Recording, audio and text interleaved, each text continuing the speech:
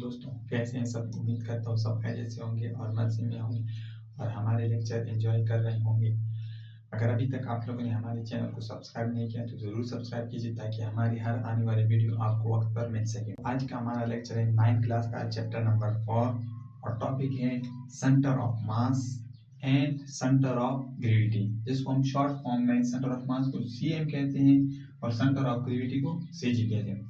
ये एक ऐसा टॉपिक है, मतलब ये पेपर के हवाले से इतना इम्पोर्टेंट नहीं है, लेकिन ये आप लोग जब आगे जाएंगे इक्विलिब्रियम ये वाले टॉपिक जब पढ़ेंगे तो उसके लिए बहुत इंपॉर्टेंट है। अगर आपको इस टॉपिक की अच्छी तरीके से समझ आई होगी तो आप टार्क इक्विलिब्रियम उसको क्लियर कर सकते हैं, उसको समझ सकते हैं और वो पेपर के हवाले से मोस्ट इंपॉर्टेंट है। पेपर में से वहीं से 2 क्वेश्चन आते हैं, तो इसलिए ये वाला टॉपिक अच्छी तरीके से समझें। बहुत आसान सा टॉपिक है, सिर्फ और सिर्फ थ्योरेटिकल है, कुछ ऐसी वैल्यूज नहीं है कि आप इसमें मैथमेटिकली कोई चीज़ प्रूव करनी है। सिर्फ आपने बताना है कि सेंटर ऑफ मास हम किस तरह फाइंड कर सकते हैं और सेंटर ऑफ मास होती क्या चीज़ है। तो देखिए, सबसे पहले हम सेंटर ऑफ मास को डिस्कस करते हैं। सेंटर ऑफ मास मतलब सीएम।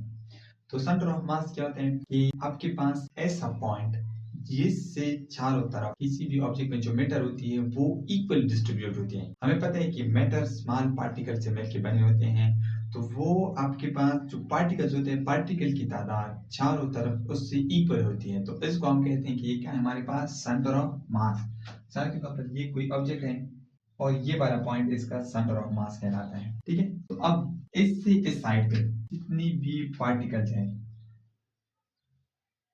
इस साइड पे, इस साइड पे, इस साइड पे, मतलब चारों तरफ ऐसी मैटर जो है ना वो इक्वली डिस्ट्रीब्यूट हो। क्या मतलब, अगर यहाँ पे मिसाल के तौर पर 100 पार्टिकल्स हैं, इसका मतलब यहाँ पे भी 100 होनी चाहिए, यहाँ पे भी 100 होनी चाहिए और यहाँ पे भी 100 होनी चाहिए। तो फिर इस पॉइंट को हम कहते हैं कि ये क्या है हमारे पास सेंट्रल पॉइंट है, जिसको हम कहते हैं सेंटर ऑफ मास। तो सेंटर ऑफ मास एक ऐसा पॉइंट होता है जिससे इक्वली चारों तरफ जो मैटर होती है वो इक्वली डिस्ट्रीब्यूट होती है, तो ऐसे पॉइंट को हम कहते हैं सेंटर ऑफ मास। अच्छा, इसको हम पहचानेंगे किस तरह कि ये सेंटर ऑफ मास है या नहीं है। तो सेंटर ऑफ मास को पहचानने का तरीका ये है कि जब आप इस पॉइंट पे फोर्स लगा रहे, तो फोर्स लगाने के बाद आपके पास ये ऑब्जेक्ट जो होगा ना वो स्ट्रेट मोशन करेगा। दोबारा सुनिए, जब आप सेंटर ऑफ मास पे फोर्स लगाएंगे तो आपका ऑब्जेक्ट स्ट्रेट लाइन पे मोशन करना शुरू कर देगा। तो मतलब ये है कि अगर आप इस पॉइंट को बिल्कुल स्ट्रेट अपनी तरफ खींचेंगे तो ये ऑब्जेक्ट बिल्कुल स्ट्रेट आपकी तरफ आएगी। तो इसका मतलब ये है कि ये जो सेंटर पॉइंट है ना, बाकी तमाम पार्टिकल इसके गिर्द ताबे हैं। ये जिधर जाएगी तो बाकी तमाम पार्टिकल उसके पीछे जाएंगे। जैसे हमारे पास हमारी यूनिवर्स की जो सन जो है ना, ये सेंट्रल पॉइंट है। सेंटर आपने अगर आप इसकी मोशन 3D में देखें तो इस तरह सन जा रही है और बाकी प्लैनेट इस तरह घूम रहे हैं, तो ये स्ट्रेट मोशन कर रही है और ये इस तरह जा रही है। तो इसका मतलब ये है कि अगर एक ऑब्जेक्ट आपके पास ऐसे भी वो रोटेशनल मोशन कर रही हो, आपने पीछे पढ़ा है कि अगर एक ऑब्जेक्ट रोटेशन मोशन करे तो उस रोटेशन में भी एक पॉइंट ऐसा होता है जो स्ट्रेट मोशन करते हैं, और वो जो स्ट्रेट मोशन करते हैं वही आपके पास क्या होती है, सेंट्रल पॉइंट होती है।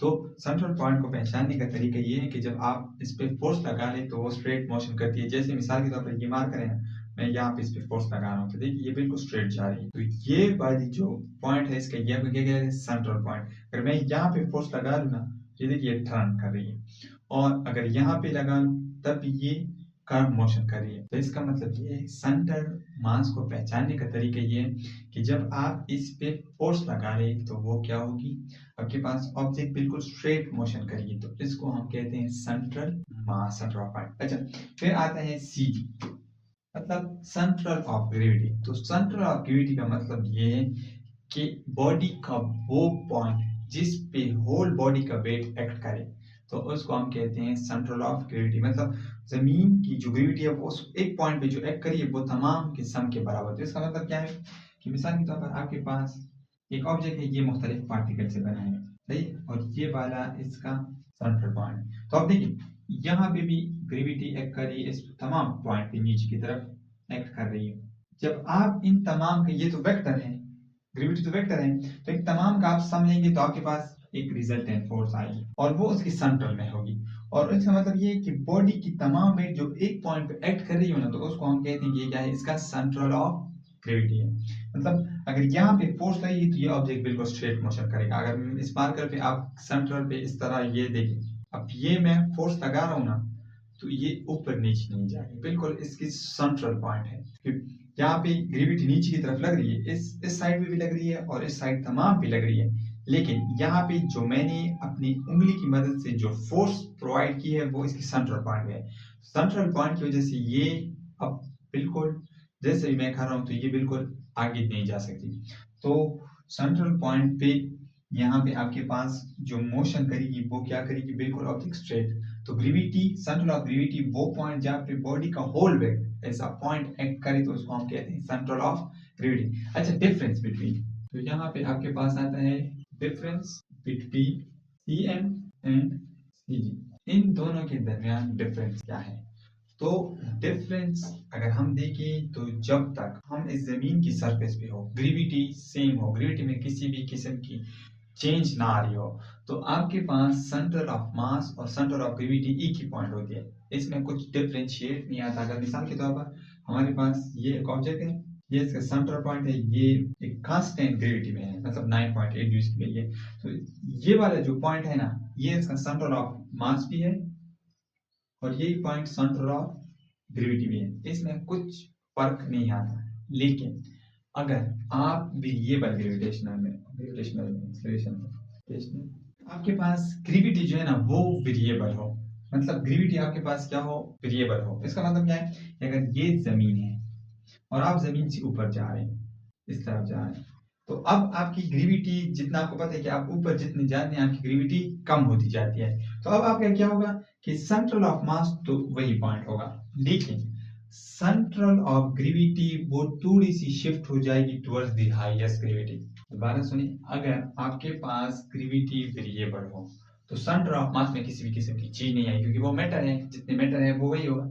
लेकिन सेंट्रल ऑफ ग्रेविटी जो होगा वो यहाँ पे आ जाएगा, क्यों? क्योंकि शायद ऐसा हो कि ये वाले जो पॉइंट है ना इधर ऊपर हो, इधर ग्रेविटी एक्ट ना कर रही हो, ग्रेविटी ना पहुंच रही हो, ग्रेविटी सिर्फ और सिर्फ इधर तक पहुंच रही हो, तो इधर तक पहुंच रही, तो अब इनमें से वो ढूंढेगा कि सेंटर ऑफ ग्रेविटी कौन सी पॉइंट आ रही है, तो वो ये वाली आ रही है। तो अब ऐसा होगा कि अगर आपके पास ग्रेविटी कांस्टेंट हो, ग्रेविटी में किसी भी किस्म की चेंज नहीं आ रही है, तो आपके पास सेंटर ऑफ मास और सेंटर ऑफ ग्रेविटी पॉइंट एक ही पॉइंट होंगे। लेकिन अगर आपके पास वेरिएबल ग्रेविटी हो, वेरिएबल ग्रेविटेशनल एक्सेलरेशन हो, तो अब क्या होगा कि सेंटर ऑफ मास तो सेम रहेगी, लेकिन जो आपके पास सेंटर ऑफ ग्रेविटी है वो टुवर्ड्स द हाईएस्ट, जिस तरफ हाई होगी उसी तरफ शिफ्ट हो जाएगी।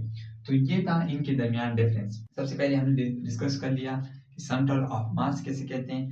तो सेंट्रल ऑफ मास बॉडी का वो पॉइंट जिससे इर्द गिर्द मैटर आपकी इक्वल डिस्ट्रीब्यूट हो, तो उसको हम कहते हैं सेंट्रल ऑफ मास।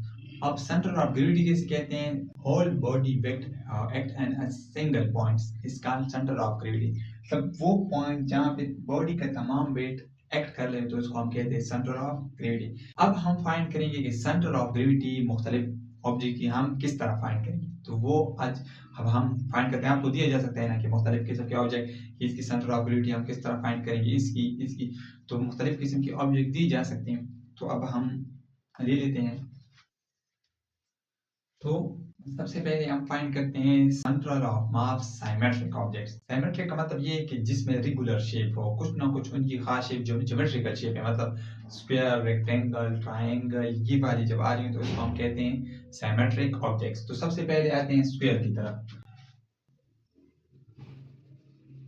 अगर आपके पास स्क्वायर, तो स्क्वायर का सेंटर ऑफ मास फाइंड करने का तरीका ये कि आप दो डायगोनल्स लेंगे, एक ये और एक ये, जहां पे ये दोनों मिले तो वो पॉइंट आपका क्या कहलाएगा, सेंट्रल ऑफ मास। तो स्क्वायर का फाइंड करने का तरीका है कि आप दो डायगोनल खींचे, जिस पॉइंट पे वो डायगोनल मिले वो आपके पास क्या होगा, सेंट्रल ऑफ मास। इसी तरह रेक्टेंगल, रेक्टेंगल में भी आप क्या करें, दो डायगोनल्स खींचे,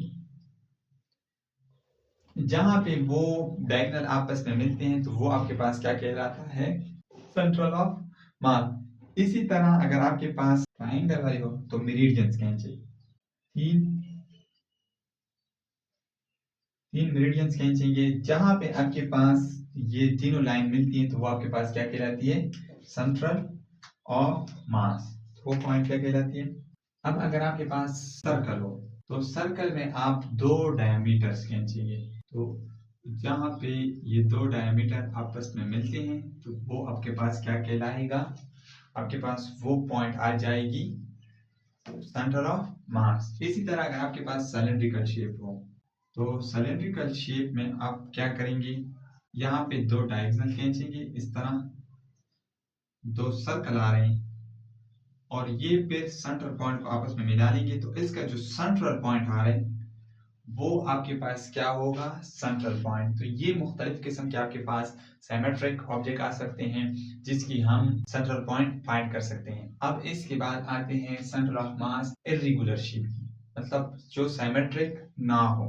ठीक है, अब हम फाइंड करते हैं सेंटर ऑफ मास किसी भी इर्रेगुलर शेप की, मतलब जिसमें ना स्क्वायर हो, रेक्टेंगल हो, ट्राइंगल हो, कोई भी किस्म की शेप ना हो, ज्योमेट्रिकल शेप ना हो। तो उसको फाइंड करने का तरीका क्या है, अगर मिसाल के तौर पर अब आपके पास ये वाली एक डायग्राम दी गई है तो अब इसको फाइंड करने के लिए आपके पास ना तो रेक्टेंगल है, ना ट्राइंगल है, ना स्क्वायर है, किसी भी किस्म के लिए।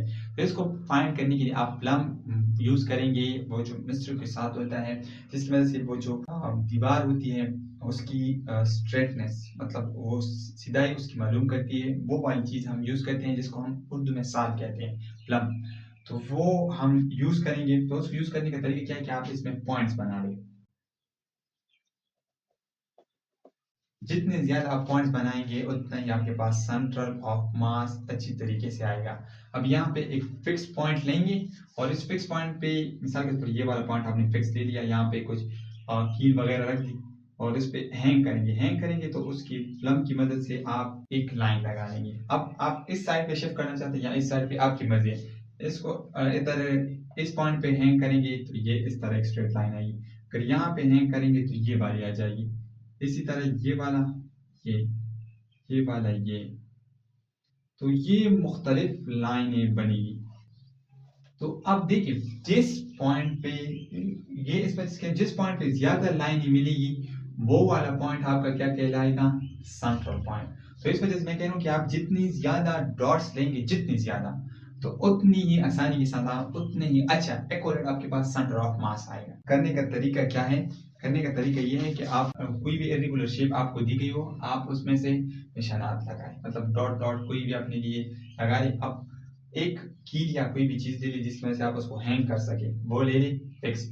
अब उसमें से एक एक पॉइंट को हैंग करते जाएं और प्लम बॉब की मदद से आप इसमें स्ट्रेट लाइन खींचते जाएंगे। तो जिस पॉइंट पे ज्यादा लाइन मिलेगी वो आपका क्या होगा, सेंट्रल पॉइंट होगा। तो ये था आज का लेक्चर। अगर इस हवाले से कोई क्वेश्चन हो तो हमें कमेंट सेक्शन में जरूर बताइए। ओके, अल्लाह हाफिज।